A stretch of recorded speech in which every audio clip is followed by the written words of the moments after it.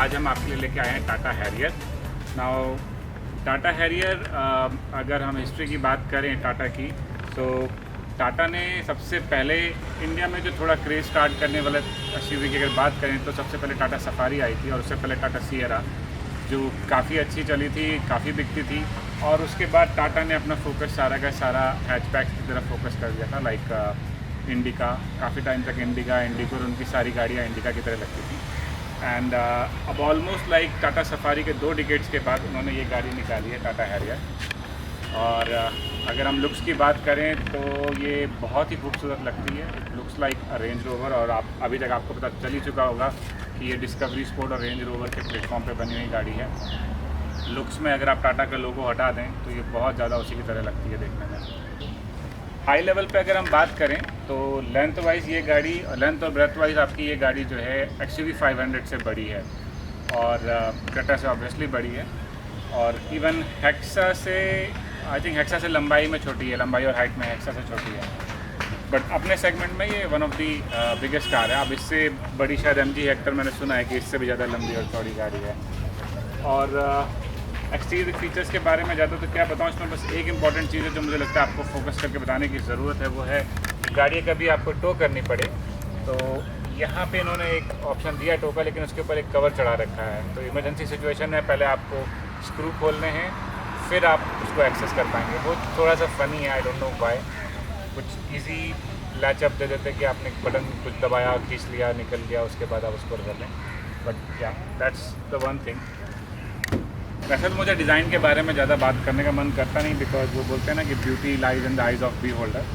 तो it's up to you. But क्या अगर आप इस गाड़ी को देखेंगे तो बहुत ही खूबसूरत है और बहुत हद तक ये श्रेय जाता है टाटा ने जो लैंड रोवर और आपका जैगवार का जब से उन्होंने टेक ओवर किया है तब से इनकी डिज़ाइन लैंग्वेज कम्प्लीटली चेंज हो चुकी है। आप चाहे टियागो देखें, आप टाइगोर देखें, या फिर आप नेक्सॉन देखें, एंड देन फाइनली हैरियर, तो इनकी डिज़ाइन लैंग्वेज कम्प्लीटली चेंज हो चुकी है। एंड नो डाउट अभी तक जितनी भी गाड़ियाँ आई हूँ, सबसे सुंदर जो गाड़ी मुझे लगी है टाटा सियरा और सफारी के बाद, वो है टाटा हैरियर, टाटा के सेगमेंट की अगर बात करें। सो गाड़ी की और अगर बात करें तो अभी आप देख रहे हैं गर्मी काफ़ी बढ़ रही है और मुझे मेरे चेहरे पे परेशानी नज़र आ रही होगी आपको। तो फटाफट ख़त्म करते हैं। इसमें जो टायर हैं वो आपको दिए हैं 235/65 R17 और लोअर वर्जन में R16 भी आता है। बट काफ़ी गैप है टायर प्रोफाइल और फेंडर के बीच में, तो अगर आप बड़ा टायर लगाना चाहें तो वो भी लगा सकते हैं, लेकिन मैं सजेस्ट करूँगा बड़ा टायर ना लगाएं। आप वो टायर लगाएं जिसका साइड प्रोफाइल थोड़ा ज़्यादा हो, उससे आपको कुशनिंग या कंफर्ट ज़्यादा रहेगा आपकी ड्राइव में। तो चलिए अब एक काम करते हैं, इस वीडियो को यहाँ ख़त्म करते हैं और अब मैं गाड़ी के अंदर जाता हूँ, गाड़ी को ड्राइव करते हैं और देखते हैं क्या आता है।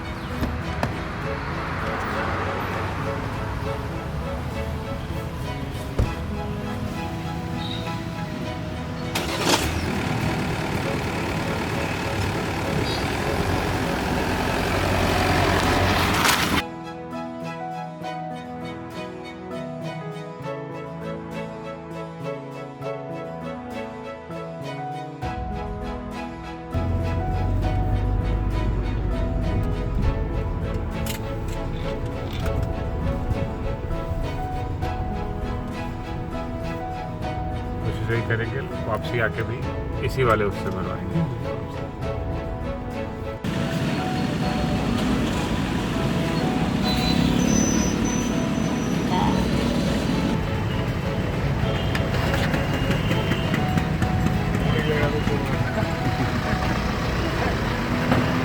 कितना आया भैया?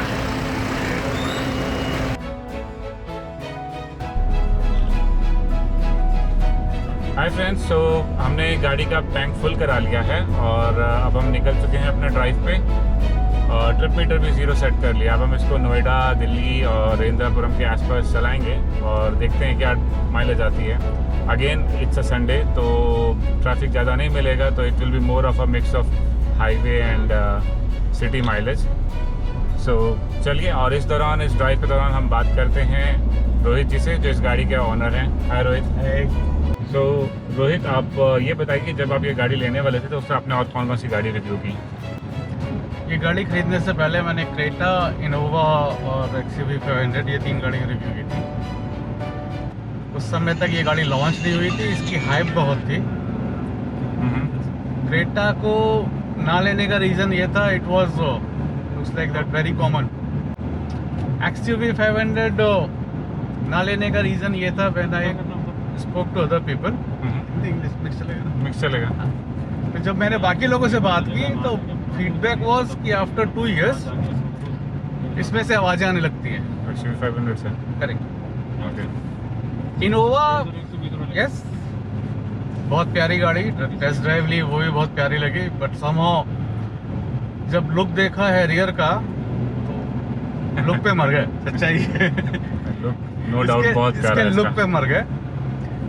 बाकी के 2 रीज़न जो इस गाड़ी को लेने के रहे, एक तो ये रहा कि ये ओमेगा 2.0 प्लेटफॉर्म पे है, which is established, proven, coming from discovery. The second was कि इसका जो इंजन है वो फिएट का है। अगर शायद ये टाटा का इंजन रहा होता मैंने ना ली होती। फैक्ट है। जो ये हेक्सा में देते हैं, जो ये हेक्सा में देते हैं, या जो इंडिगो और मांजा में आता था, मैंने अगर वो टाटा इंजन होता तो ना ली होती। जब गाड़ी की टेस्ट ड्राइव लिया, yes, it's a real SUV, feeling वही है। क्रेटा को टेस्ट ड्राइव लिया, उसकी फीलिंग हाफ SUV टाइप थी। That's not a full blown SUV। Plus एक और रीज़न ये भी रहा कि जो इनकी नेक्सॉन का जो NCAP रेटिंग है, which was 5.0, and there is a believe कि टाटा यूजेस लोहा, विच इज सेफ। वो सालों से वही बिलीव है। सालों से वही बिलीव है। मुझे याद है इंडिका से हम इस बात को मानते आए हैं। बिल्कुल। और वो अगर आप दरवाजा भी खोल के देखोगे ना, डोर, आप यू विल फील, और बोनट को आप उठा के एक बार देखो, आपको वेट दिखेगा कि यहाँ पे कुछ लगा है। और ये आपको कितने की पड़ी ऑन रोड? ये मेरे को करीब 17.5 की पड़ी। 16.75 वगैरह था कुछ वो फ्री में कुछ नहीं मिला, सबके पैसे देने पड़ा। ओके। डिस्काउंट या गुडीज की आप बात करो तो वो 0 थी। डिमांड ज़्यादा है ना? डिमांड ज़्यादा है, डिमांड है। और मैंने इस गाड़ी के लिए 3 महीना वेट किया अप्रॉक्सीमेटली। मैंने बुक किया था ये फर्स्ट वीक ऑफ फरवरी, और मुझे गाड़ी डिलीवर हुई है 28 अप्रैल। फरवरी, मार्च एंड अप्रैल। और अभी फीलिंग यही है कि इट वाज तो आपने इसमें मेंटेनेंस पैकेज कौन सा लिया? मैंने इसका वारंटी लिया है एक्सटेंडेड 2 साल का। 2 साल का, तो मतलब टोटल 4 साल है अब आपके पास? टोटल 4 साल की वारंटी है। अभी सर्विसिंग तो एक बार भी नहीं होगी इसकी? नहीं, फर्स्ट सर्विस हो चुकी है, गाड़ी करीब 3000 किलोमीटर चल चुकी है। अच्छा, फर्स्ट सर्विस हो चुकी है। तो अभी कहीं लॉन्ग ड्राइव वगैरह पे लेके गए? इसको मैं आगरा लेके गया था और इसको यमुना एक्सप्रेसवे पे चलाई थी। स्टेबल है। ओके। और कुछ पिकअप बहुत प्यारा है इसका, जहाँ पे आपका 2000 से ज़्यादा RPM पहुँचता है, गोज लाइक जू।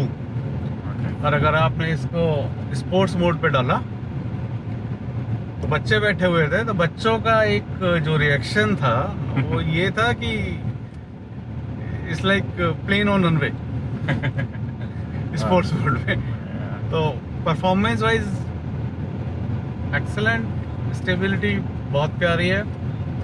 इसको हमने करीब 150 किलोमीटर हाईवे पे, क्रूज पे 110 किलोमीटर पर आवर पे डाल के इकॉनमी मोड में चलाया, और उसमें इसने मेरे को एवरेज दिया 16.7, sorry 15.7, not 16.7, which is very good for 2 litre engine. 110 की स्पीड पे इतनी बड़ी SUV के साथ, पर वो इकॉनमी मोड में था। बट आई एम श्योर कि स्पोर्ट्स मोड पे शायद वो 12-13 ही रहेगा। नहीं, अगर आप एक कांस्टेंट स्पीड रखते हैं तो आई गेस इतना फर्क नहीं पड़ेगा। हाँ, लेकिन सिटी में जहाँ आपको बार बार एक्सेलरेट करना पड़ता है, बाबा ब्रेक, तो फर्क पड़ जाता है। सिटी कंडीशन में 12.5-13 के बीच में देता है, which includes your office timing traffic. Then it's very good. और एक जो मैंने फीडबैक पढ़ा है कि इसका लोग बोल रहे हैं कि इसका स्टीयरिंग जो है काफ़ी लाइट रहता है इवन हाई स्पीड, तो ऐसा कुछ फील हुआ आपको? नहीं। ओके, काफ़ी फीडबैक मैंने पढ़ा था, मैं भी शायद उन्होंने चेंज कर दिया और फिक्स कर दिया, क्योंकि शुरू में जो टेस्ट ड्राइव्स वाली जो कार आई थी लॉन्च होने से पहले, तो उसमें लोगों का फीडबैक था कि स्टीयरिंग जो है आपका हाई स्पीड पे भी लाइट रहता है। नहीं, इस समय भी वो इतना लाइट नहीं है, आई डोंट थिंक। और अभी पिछले 2-3 महीने जितने आप चला चुके हैं, इसमें से कौन सी चीज़ या कुछ कमी आपको नजर आई, कोई कंप्लेन?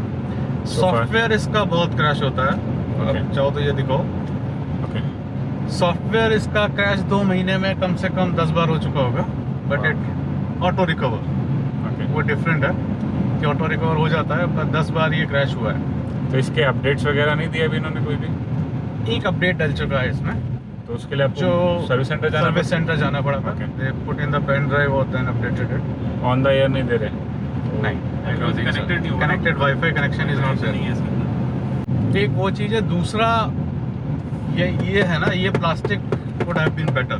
हाँ, ये काफ़ी हार्ड और चीप सा है।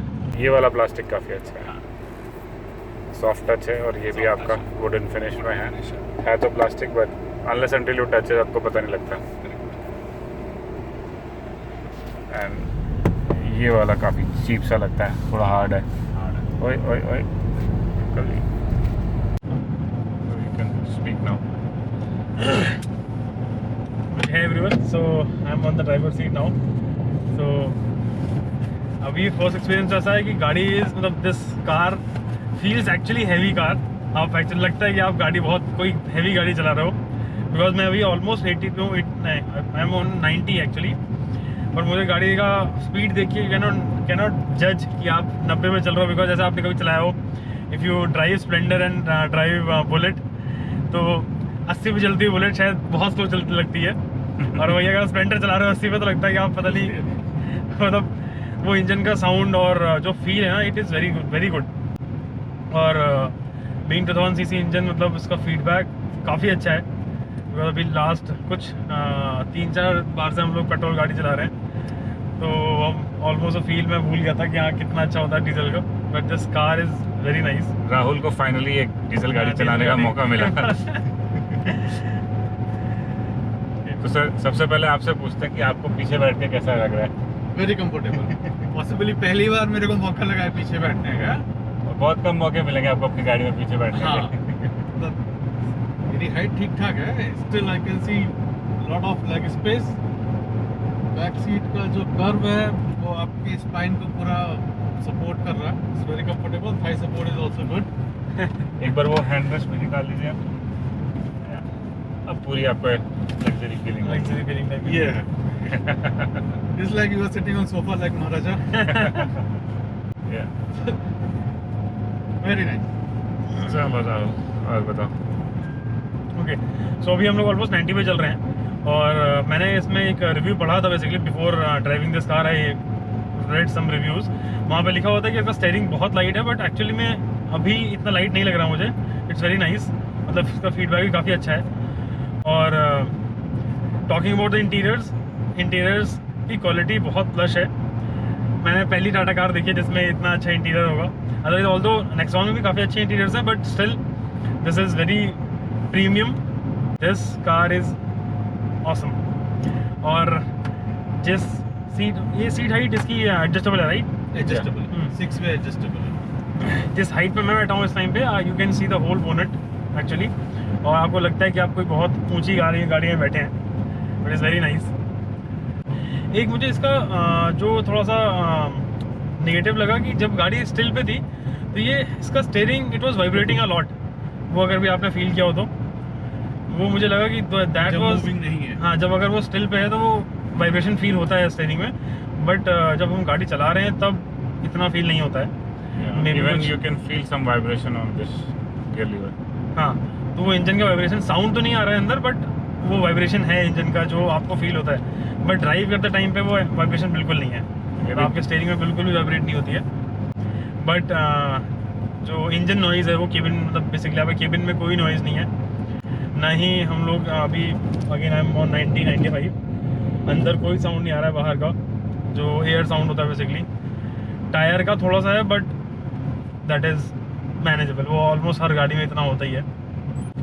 तो फ्रेंड्स फाइनली अब मेरा नंबर आ गया है गाड़ी चलाने का, और सबसे पहले मैं बात करता हूँ इसकी ड्राइवेबिलिटी और इंजन के बारे में। और जैसा कि आपको पता है कि इसमें है करीब आपका 2 लीटर का फिएट का इंजन, जिसको क्रायोजेनिक और क्रायोटिक इंजन बोलते हैं। ये सेम इंजन है जो आपका जीप कंपस में भी आता है, और जीप कंपस में इस इंजन में, अरे भाई साहब, जीप कंपस में इस इंजन में आपको करीब करीब 178 और 175 bhp की पावर मिलती है, जबकि इस इंजन को ट्यून किया गया है आपका 138 bhp, अप्रॉक्सीमेटली 33 bhp कम है कंपेयर टू जीप कंपस। और टॉर्क ऑलमोस्ट सेम है, सिर्फ 10 Nm का फ़र्क है। तो ओवरऑल ये गाड़ी जीप कंपस से हैवी है, लेंथ वाइज और ब्रेथ वाइज भी जीप कंपस से काफ़ी बड़ी है। लेकिन जब आप इसको चलाते हैं तो चलाने में कैसा फील करती है, अब अगर मैं इसको बताऊं तो इसमें जो टर्बो है वो है आपका वेरिएबल ज्योमेट्री टर्बो। और बेसिकली वेरिएबल ज्योमेट्री टर्बो का जो मेन एडवांटेज होता है कि आपका टर्बो लैग आपको फील नहीं होने देता, टर्बो लैग को बहुत कम रखता है। तो फर्स्ट और सेकंड गियर में आपको ऐसा फील नहीं आता कि इस गाड़ी में टर्बो लगा है, और आपको एक लीनियर सी टॉर्क आउटपुट मिलती है फर्स्ट और सेकंड गियर में। लेकिन हाँ, थर्ड गियर में अगर आप होते हैं और जैसे ही आप 2000 RPM हिट करते हैं, फिर आपको वो टर्बो किक लगती है। अभी यहाँ थोड़ा सा रोड ऐसी है जहाँ पे मैं आपको ये नहीं दिखा सकता। लेट्स सी इस टर्न के बाद अगर कुछ ट्रैफिक कम हुआ तो इसका इंडिकेटर राइट में, ओके। सो अभी मैं सेकंड गियर में हूँ, इसको मैं ले आता हूँ 2000 RPM तक। कोई किक नहीं है, लीनियर इनपुट है, इवन 3000 आउटपुट तक, 3000 RPM तक आपका लीनियर इनपुट है। अब इसको मैं नीचे लाता हूँ और तीसरे गियर में, ओके सॉरी रोड ख़त्म हो गई, तो आगे देखते हैं। अगर आप इसको टाटा की पुरानी कार्स से कंपेयर करें जो थी, जैसे आपकी इंडिका या सफारी जिसमें डाइकोर इंजन आता था, उन डीजल इंजन से अगर आप इसको कंपेयर करें तो इसका इंजन उनसे ज़्यादा बेटर है। लेकिन इसमें एक शिकायत मुझे अभी भी है कि इसके जो क्लच और क्लच हालांकि सॉफ्ट है compare to normal diesel car, काफ़ी सॉफ्ट क्लच है। गियरिंग भी आसानी से होती है, लेकिन गियर के थ्रोज और क्लच के थ्रोज लंबे हैं, जो एक टिपिकल डीजल गाड़ी में होता है। तो वो शायद थोड़ा सा आपको लगे, थोड़ी सी वाइब्रेशंस आपको फील होंगी गियर नॉब के ऊपर। और एक 20 लाख की गाड़ी से आई थिंक शायद वो आप एक्सपेक्ट ना कर रहे हो, लेकिन थोड़ी सी वाइब्रेशंस हैं, बहुत ऐसी नैगिंग नहीं है, लेकिन हल्की सी वाइब्रेशंस आपको फील होंगी गियर नॉब के ऊपर। स्टीयरिंग इज़ फाइन, और पार्किंग स्पीड पे काफ़ी लाइट रहता है स्टीयरिंग, आप आसानी से गाड़ी घुमा सकते हैं। लेकिन ये गाड़ी ध्यान रखिएगा काफ़ी चौड़ी है और काफ़ी लंबी है, सो आपको मूवमेंट में थोड़ी दिक्कत हो सकती है। इसका टर्निंग रेडियस भी काफ़ी ज़्यादा है, 5.8 मीटर, तो टाइट टर्न्स लेने मुश्किल होंगे और कई जगह आपको 3 पॉइंट यू टर्न्स लेने पड़ सकते हैं। और ऑटो वालों का ध्यान रखना पड़ेगा, ब्लाइंड स्पॉट इसमें हैं थोड़े ज़्यादा। इसके साइड के मिरर्स काफ़ी बड़े हैं, तो पीछे की रूट तो आपको अच्छी दिखती है, लेकिन फिर भी इसकी वजह से राइट साइड या लेफ्ट साइड अगर आप टर्न ले रहे हैं तो एक ब्लाइंड स्पॉट बन जाता है, जिसमें बाइक वाले या छोटी गाड़ी वाले आपको आसानी से ना देखें। और सस्पेंशन की अगर बात करें तो इसका सस्पेंशन थोड़ा सा फर्म रखा गया है, बिकॉज ये गाड़ी थोड़ी हैवी है, लंबी है, तो बॉडी रोल कम करने के लिए सस्पेंशन को थोड़ा सा फर्म रखा गया है। नाउ लॉन्ग राइड्स के लिए वो काफ़ी अच्छा है, लेकिन सिटी के अंदर लो स्पीड पे अगर आप स्पीड ब्रेकर्स या छोटे छोटे गड्ढों के ऊपर से जाएंगे तो आपको वो थर्ड महसूस होगा। इट्स नॉट अनकम्फर्टेबल, बट आपको पता लगेगा कि आपकी गाड़ी एक उसके ऊपर, खड्डे के ऊपर से या स्पीड ब्रेकर के ऊपर से गई है। सो ओवरऑल मुझे तो ये कार काफ़ी बढ़िया लगी है टाटा के स्टैंडर्ड के हिसाब से, बट छोटे छोटे निगल्स हैं जो टाटा इम्प्रूव कर सकता था। You see, this is auto headlights, right? या ये नहीं, ऑटो नहीं है, मैंने ऑन किया। Okay. ऑटो हेडलाइट्स नहीं है इसमें, ज़ीनॉन प्रोजेक्टर्स हेडलाइट्स हैं। तो कुछ कुछ चीज़ें हैं। अब जैसे अगर आप इसमें बात करें, फीचर की बात करें तो मेरी फाबिया जो ऑलमोस्ट, मैं बार बार बोलता हूँ, ऑलमोस्ट 10 साल पुरानी है, और वो मेरा तब का टॉप वर्जन भी नहीं था, उससे एक नीचे का वर्जन था। तो उसके चारों विंडोज़ में आपका 1 टच अप डाउन था, एंटी पिंच था। लेकिन आज इस 20 लाख की गाड़ी में भी आपको 1 टच अप डाउन नहीं है, आपको मैनुअली, मतलब करना पड़ेगा ऊपर नीचे। इवन आजकल जितनी भी गाड़ियाँ आ रही हैं, चाहे आप i20 ले लें या क्रेटा ले लें, जिनमें वन टच आ भी रहा है तो मैक्सिमम टू मैक्सिमम वो बस ड्राइवर साइड की विंडो में दे देते हैं, तो चारों में नहीं देते। आई डोंट नो मतलब वो कितनी बड़ी कॉस्ट है, क्यों उसको कम कर दिया है। और बाकी सेफ्टी फीचर्स जैसे इसमें हैं आपका, इसको जाने देते हैं, कुछ ज़्यादा ही बड़ा है। सेफ्टी फीचर्स की अगर बात करें तो आपके ये मोड़ना चाहता है,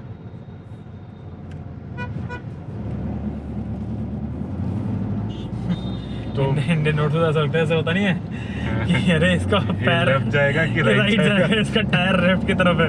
नहीं नहीं लोग कहीं भी मोड़ लेते हैं, कहीं भी रख के। ओके, मैं क्या बताने जा रहा था? Safety features. हाँ, सेफ्टी फीचर्स की बात करें तो भारत स्टेज 6 के नॉर्म्स चालू हो चुके हैं और गाड़ियाँ अपने आप को उस हिसाब से प्रिपेयर कर रही हैं। तो इसमें आपकी सीट बेल्ट वार्निंग है, पैसेंजर की भी, ड्राइवर की भी। साथ ही साथ अगर आप हाई स्पीड पे चलते हैं तो 80 की स्पीड जब आप टच करेंगे तो यहाँ पे एक ब्लिंकर आ जाएगा, एक लाइट आ जाएगी, और 80 से 100 पे पहुँचते हैं तो ब्लिंक करना शुरू कर देती है। और अगर आप 100 से ऊपर जाते हैं 120 के आसपास तो वो आपको बेसिकली वोकल या पिंग्स करना भी शुरू करती है, आवाज़ आनी शुरू हो जाती है। तो इस तरह के सेफ्टी फीचर आ चुके हैं और उनको इम्प्लीमेंट किया हुआ है इन्होंने। तो नहीं बोलेगी हो सकता है थोड़ा टाइम देती होगी, चलो सुधर जाओ। तो अभी हम लोग टेस्ट कर रहे हैं इसका सीट बेल्ट वार्निंग। एक बार आंटी बोली है लेकिन तब तक रिकॉर्ड नहीं हुआ है, अब दोबारा हम वेट कर रहे हैं कि ये फिर से बोले सीट बेल्ट बांधने के लिए। अभी ड्राइवर पैसेंजर दोनों ने नहीं बांधी है लच्छी। बीपिंग इंडिकेटर्स तो आ रहे हैं, आई थिंक नहीं बोलेगी सर, दोबारा एक बार स्टॉप करके बोलती है Fasten driver seat belt. या काफ़ी देर के बाद बोलेगी। Gives you enough time. अब ये आपका टूर है। Now it's for the passenger. So drive almost ख़त्म हो रही है और अभी हम चल चुके हैं 41.2 किलोमीटर्स और एज़ पर MID हमारी माइलेज आ रही है 15.1 15.2। सो लेट्स सी जब हम इसका दोबारा टैंक फुल कराएंगे तो क्या माइलेज आती है। और ओवरऑल ये मिक्स रहेगा हाईवे और सिटी का, क्योंकि हमने कुछ 10-15 मतलब इस 41 किलोमीटर्स में करीब 15 से 20 किलोमीटर हमारे हाईवे के ऊपर हैं, बाकी 15 किलोमीटर सिटी के अंदर हैं। बट सिटी के अंदर भी बहुत ज़्यादा ट्रैफिक हमें नहीं मिला, कोई रेड लाइट नहीं मिली, तो एक मिक्स माइलेज रहेगी।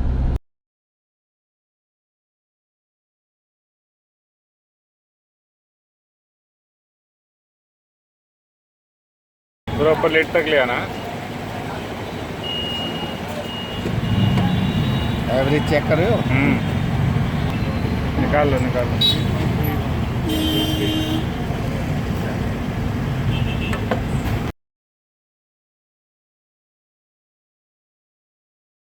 ऑलमोस्ट ख़त्म है। हम चल चुके हैं 43.6 किलोमीटर और अभी हमने डीजल भरा है करीब 3.35।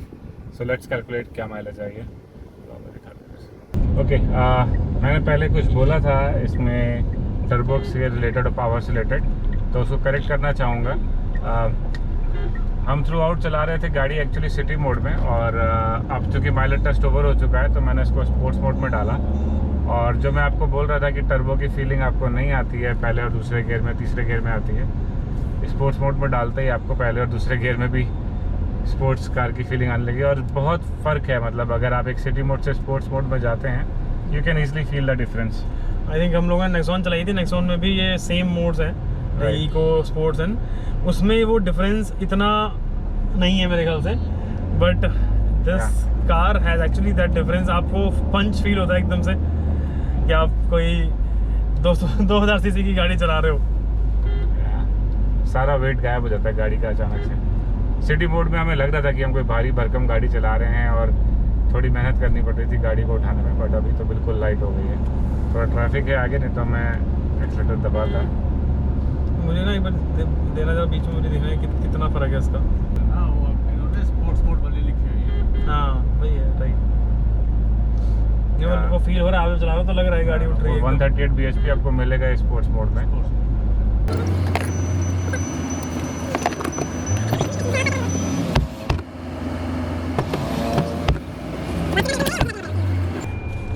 चलो अरे अच्छा भाई डिफॉल्ट आप इसको दबा देते हो ना? Fasten driver seat belt. हाँ ड्राइवर सीट बेल्ट। हाँ राइट। अगर गाड़ी लगता है कि आप हाँ एकदम से अरे पंच बाबा। मिलता है ना वो।